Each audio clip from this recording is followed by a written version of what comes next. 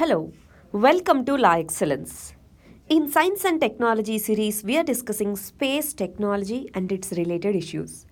In this series, we have already discussed the types of satellites, types of orbits, types of launch vehicles, etc. In this video, we are going to discuss the applications of space technology. From our video 1, you might have remembered this particular quotation. Vikram Sarabhai, who is also called the father of space technology, he has given this particular quotation. The space technology and the relevance of space technology. On this, he has given the quotation. He says, there are some who question the relevance of space activities in a developing nation like India. To us, there is no ambiguity of purpose. We do not have the fantasy of competing with the economically advanced nations. Here, who are the economically advanced nations? USA, at the time USSR, etc. In the exploration of moon or the planets or the manned space flight. But we are convinced that if we are to play a meaningful role nationally, and in the community of nations, we must be second to none in the application of advanced technology to the real problems of man and society.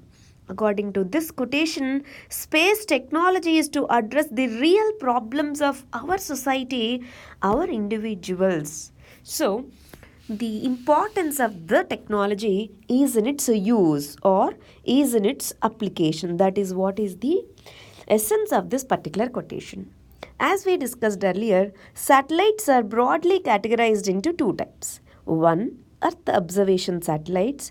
Two, communication satellites. When we discuss applications of satellite, we need to discuss the applications under these two heads. Under Earth observation satellites, what are the applications? We will be discussing separately. Under communication satellite, whatever the applications are there, we are going to discuss them separately. This is the list of applications of Earth observation satellites in agriculture and soils, in renewable energy, in forests and environment, in geology and geomorphology, in governance, in land resources, in ocean sciences, in rural development, in urban development, in water resource management, and the weather and climate. Broadly, we can say that Earth observation satellites have applications in these 11 categories. Let us understand each one of them in detail. First one, agriculture and soils. Earth observation satellites, either we place them in the low Earth orbit or polar orbit, or we place them in geostationary or geosynchronous orbit. These satellites, through sensors and different equipment placed in them, they observe the conditions in the atmosphere and on the land. Based on that, we have different applications in agriculture. One, agricultural land monitoring, how much crop is sown, crop area estimation, agricultural drought assessment and monitoring, how much area is under drought, etc. Horticultural crop estimation, cropping system, is it monoculture, is it multiple crops at a time, etc. Global crop program, which crop is grown largely across the globe, etc. Command area and water resources monitoring, let's say in a dam, what is the water resource level, etc. Soil mapping, what type of soil is it, which kind of nutrient should be added, etc. Pest and disease detection. Let's say in cotton crop there is a pest. This can be detected through the satellite technology. Inland fishery development, inland fisheries, what are the conditions, etc. These are the broad areas of applications of space technology in agriculture. If we take crop production, for that there is this particular application. ISRO, along with a Ministry of Agriculture and Farmer Welfare, has successfully led this particular project known as CAPE, Crop Acreage and Production Estimation Project. This project now is succeeded by FASL, forecasting agricultural output using space, agrometeorology, and land-based observation program. This program is used to measure the crop at the national scales in multiple seasons. Okay, Rabi season, this is the crop output. Kharif season, this is the crop output. What is the broader implication of this? We can say, okay, this should be the buffer stock for this year, or this should be supplied to the PDS system. Likewise, we can estimate. So, in agriculture and soils, this is how we use this space technology in all these areas. The next area of Earth observation satellites is renewable energy. Let's take solar energy. In a particular day, what is the solar energy that a particular region can receive in a week, in a month? Likewise, we can study the prospective areas or potential areas. Based on this, we can establish solar power plants, etc. So, to study the potential of solar energy, we use the Earth observation satellites. To study the potential areas of wind also we measure direction of the wind, intensity of the wind on a monthly basis, weekly basis, daily basis, using the applications of space. That's how in renewable energy we use Earth observation satellites. Forest and environment. How do we use satellite technology in forest and environment? We use it to measure the forest cover, to measure the biomass carbon levels, to see the growth or health of coral reefs, to see the wetlands and their condition, to measure the snow and glacier levels, and to see biodiversity of a particular area, to measure and see, for example, hydrology, where the groundwater resources are located. Are they depleting fastly or not? Likewise, we can study this in polar areas. What is the amount of melting of glaciers? We can study mangroves. Time to time, we can compare what is the mangrove cover. Coral bleach. We know that coral reefs are called tropical forests of the world, marine tropical forests of the world. So, whenever breach happens or coral bleach is there, so we can detect that particular phenomena using space technology. And see here, alpine research, it is one of the applications of space. Here we are saying, okay, this much area, this is the height of the trees, this is the vegetation level.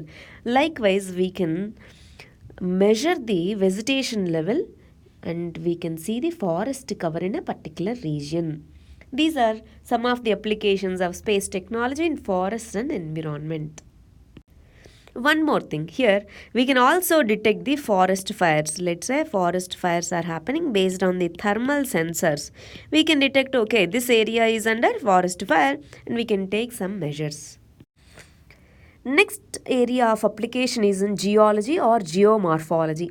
In geology and geomorphology, we can use it for mineral exploration. We can see, okay, this is the mineral composition of this particular region, let's say limestone. Then we can go for limestone mining, something like that. Or let's say we are building a dam and we want to see the stability of a particular area for fractures or so. Then we can use this space technology, space applications, and we can measure the fractures or structural issues along the crust. That's how we use this space technology. In governance, there are many applications of space technology in governance, both from the Earth observation satellites as well as the communication satellites.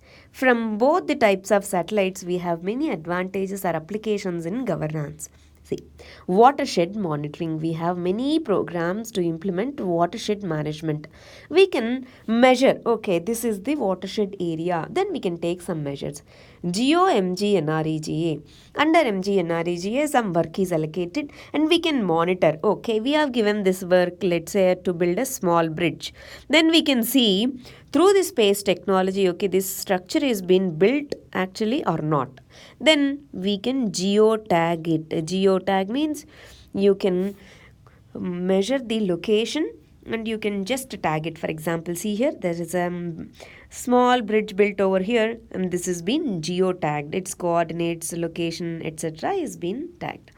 Clean Ganga mission, we can monitor the work going on it. Health resources, heritage site protection, housing, in all the areas through geo-tagging, etc. We have an application called Bhuvan application. This has been developed by ISRO or ISRO. This is used for geotagging various sites and various applications. This has been used in all these areas of governance. The next area of application is land resource management. Land use, land cover. Let's say in this area, what are the buildings, what are the structures, new structures, etc. We can also measure the degradation of land, wasteland mapping, desertification status, etc. So in land resource management, or we can call it as land use mapping. In land use, what is the purpose of this land and how is it used? That mapping can be done through the space technology. Land use mapping through Earth observation satellites. The next area is under ocean sciences. Under ocean sciences, Earth observation satellites are used for identifying the potential fishing zones, algal blooms, where algal blooms are there. Coastal ecosystem monitoring can be done. Saral or Altica, SCATSAT, these are used to observe the ocean water levels, ocean temperatures, etc. This can be used to measure the wind speeds. These can be used to measure the low pressure zones. So these are all the applications of space technology in ocean sciences. Next area of application is in rural development. Various programs are there under rural development. For all these programs, the monitoring, assessment, planning, etc. can be done through the satellite technology. Example is this one, MGNREGA, GIS implementation of MGNREGA. Like this, mapping different locations, or you want to revive this particular pond, so you can revive and geotag it. Likewise, there are many applications. You can write agriculture, land assessment, forests, environment, all these under rural development only. And we have read governance and related applications, that is also part of rural development. If there is any question on rural development and space technology, you can add many of these. Whatever applications that we are reading, you can add many of them. Here we are just discussing one. Next application is urban development. In urban development, see, in many areas, this can be used in urban areas. For example, take this. During Kumbh Mela 2019, Indian remote sensing satellite has viewed like this. See, we know how many people are there. We can see where the congestion is there. We can see, for example, here how many people are stranded, etc.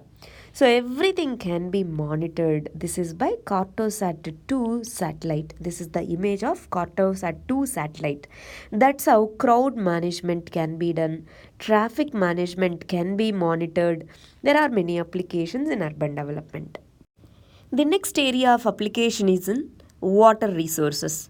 That can be either surface water resources or can be groundwater resources. In both water resource management, we use space technology. Let's say Bhuvan Bhujal.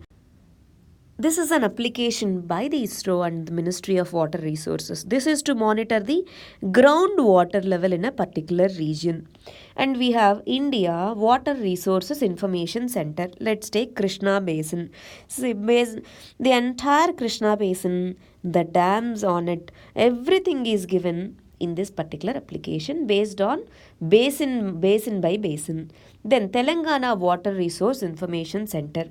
This is managed through Bhuvan system of ISRO. Here everything is interlinked. Major, medium, irrigation systems, project details, minor irrigation systems, evaluation, decision making, river basin information system related to the entire Telangana state is managed through this particular application of TWRIS managed by the ISRO based on Earth observation satellite technology. The next very important area of space technology is in weather and climate monitoring. IMD, Indian Meteorological Department, along with ISRO, using space technology, measures the pressure levels, wind levels, cloud level, etc., and gives the early warnings to the people in a particular region. So, during floods, during droughts, during cloudbursts, so in many areas, they give these two combinedly, they provide the data, and aggregated data is sent to the states to give the early warnings. These are some of the important areas of applications of Earth observation satellites. Let's revise them once again. In agriculture and soils, in renewable energy, in forest and environmental management, geology, geomorphology, governance, land resource management, ocean sciences, rural development, urban development, water resource management, and weather and climate. In all these areas, Earth observation satellites, they provide the services. These are the types of Earth observation satellites that we discussed previously. To monitor the resources, resat 1, resourcesat 2, resourcesat 1, these are the important satellite. To map the area like land, geology, in that we use Cartosat series satellites. To map the ocean and atmosphere, we have INSAT series satellites, Kalpana 1, Meghatropic, Saral Altica, OceanSat 2. These are used to monitor ocean and atmosphere. Let's say here land resources, geomorphology. In these, we use cartographic satellites even in urban development. In land and water management, like agriculture, renewable energy, we use RESAT satellites. In ocean and atmosphere, weather, climate, etc., we use OceanSat satellite, Saral satellite, Meghatropics, etc. You need to remember these names also. Initially, we discussed that there are two types of satellites: communication satellite, Earth observation satellite. We discussed the applications of Earth observation satellites. Now, let us move on to communication satellites. Again, communication satellite and their applications are divided into satellite communication applications and satellite navigation applications. These are some of the areas of satellite communication applications. Gagan and Navik, these two are some of the applications of satellite navigation in India. Now let us understand these two first and then we will move on to this. Let us understand IRNSS system or Navik system. Navik is the name given to the IRNSS series satellites. Navigation with constellation. Let's understand this. IRNSS is an independent regional navigation satellite system developed by India. Remember? Most of us use GPS system. What is it? It is also a navigation system owned by USA and it is a global system, global positioning system. But India's navigation system is a regional navigation system. It is designed to provide accurate positioning services to the users in India as well as the users to the 1500 kilometers around India. This is how. And these satellites are placed in geostationary and geosynchronous orbits. Both the orbits, there are total 7 orbits placed to provide these services. See here, operator is ISRO, military as well as commercial purposes. Status, these 7 satellites are operational. Its coverage is regional up to 1500 to 1600 kilometers accuracy. Generally, GPS system, general system provides 20 meters accuracy, but this is designed to provide 10 meters level accuracy. For encrypted services, 0.1 meter. Constellation. Constellation means group of satellites. There are total 7 satellites. IRNSS 1I was the last satellite launched on 12th April 2019. Total 9 launches, 2 are not functioning. That's why total 7, if we remove 2, there are total 7 operational satellites. These are placed in high Earth orbit or geostationary or geosynchronous orbit. This orbit is at the height of 36,000 kilometers. This is the schematic diagram showing the equipment. Here solar panels, sensors are there. These provide, see, the important element in a navigation satellite is timer. That timer is the one, or atomic clock, we call it as atomic clock. Based on that only we calculate the time gap. That's how we get to know the distance between different places.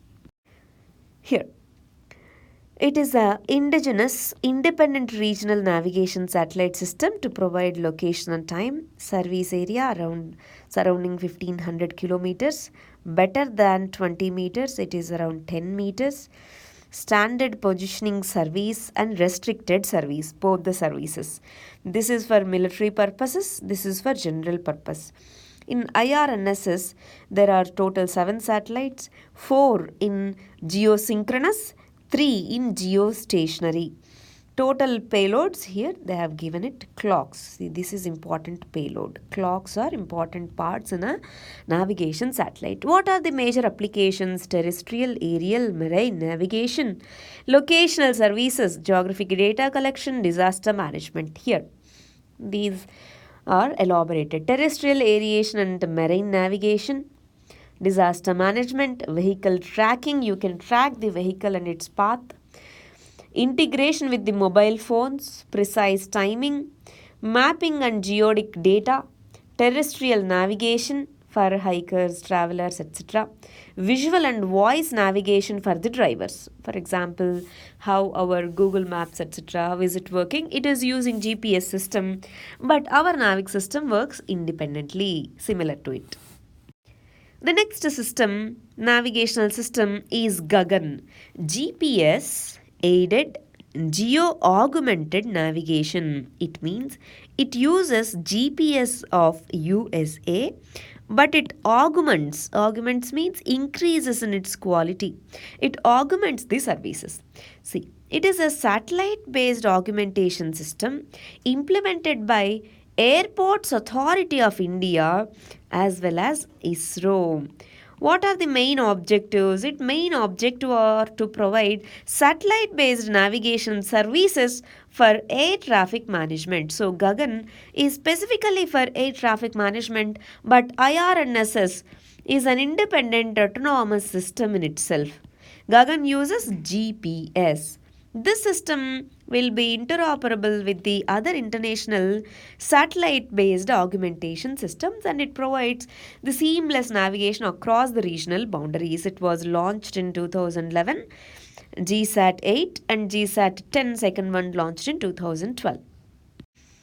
Here is how Gagan operational system works. See, first one, GPS constellation is installed over here. Already it's there. It sends the signals over here. It sends the signal to reference stations. This data is communicated to control centers. This control center sends again the data to uplink stations, and geo satellites take them and then augments, increases its quality, and then sends it to the user. Who is the user over here? Airports Authority of India for air traffic management. That's how Gagan system operates. Here the major highlights of the system is mentioned. It is a joint initiative with Airports Authority of India with ISRO. It is developed to provide satellite-based navigation services with accuracy and integrity for the civil aviation applications. It is interoperable with other satellite-based augmentation systems across the world. Gagan payloads in GSAT 8, GSAT 10, GSAT 15. These signals are in this particular L1, L5 band. So what are the applications? In addition to the aviation sector, it means it provides the services in the aviation sectors. It improves the GPS accuracy with Gagan, navigation with safety, geographic data collection, location-based services. These are all applications in aviation sector. Other than the aviation sector, Gagan is expected to bring the services in navigation and safety enhancement in railways, roadways, ships, spacecrafts. Then geographic data collection for scientific studies, natural resource and land management, location based services to mobiles, tourism, etc. It is similar to IRNSS, but what is it? This is just an add-on to GPS. GPS is there, it adds some value, but IRNSS is an independent system. That's the part of navigation type of satellite. Other satellite, only for communication. What are the applications of satellite communication? One, in telecommunication sector. INSAT series of satellites and GSAT series of satellites. These satellites provide the telecommunication. How the communication satellite works? See, communication satellites generally have transponders. Transponders receives the signal and then amplifies it and sends it back, and then another antenna on the earth receives it. So that's how communication satellites work. We have INSAT series communication satellites. The new versions are GSAT series communication satellites. They are used in DTH services, telephone services, internet services, etc. The next application of communication satellite is telemedicine. ISRO, with other organizations like Ministry of Health and various other state governments, it has established telemedicine centers, mobile telemedicine centers. What do? They go to different regions and they send the communication to other multi-speciality hospitals in cities and other areas. From there, they get the diagnosis done, medicines, etc. prescribed. These people they give through these mobile vans. Odisha state is using it in a better way. Try to read the Odisha success story in telemedicine. Next area of application is tele-education. EduSat is India's first thematic satellite dedicated exclusively for the educational services. EduSat has many objectives: curriculum-based teaching, imparting effective teacher training, etc. This program was piloted in states like Karnataka, Maharashtra, Madhya Pradesh. So this is a hugely successful program. Next is television. We all know INSAT series satellites, GSAT series satellites. These two are used in the television services. We have multiple TV channels now. We have multiple transponders which receive the signal, which sends back the signal. DTH television services, cable television services. These are all the applications of space in television services. Next area is Village Resource Center.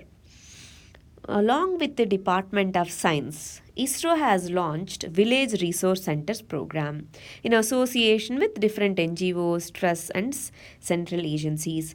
Through these centers, telemedicine services, teleeducation services, panchayat planning, training, weather information, market information, drinking water, watershed program, everything is managed through Village Resource Center. For this, ISRO and Department of Space, these two are coordinating.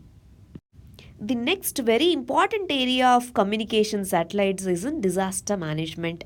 We have read that Earth observation satellites are also used in disaster management. Here, communication satellites are also used in disaster management. One, in mapping the hazard zones.